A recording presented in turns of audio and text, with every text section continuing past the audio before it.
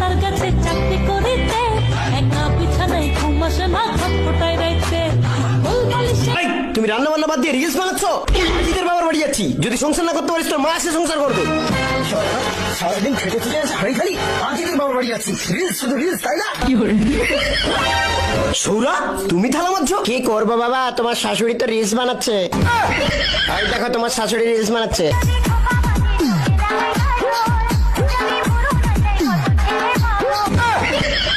শান্ত হও জামাই, তোমার বউয়ের আর তোমার শাশুড়ির কোনো দোষ নেই, ওদের গোড়ায় গন্ডগোল।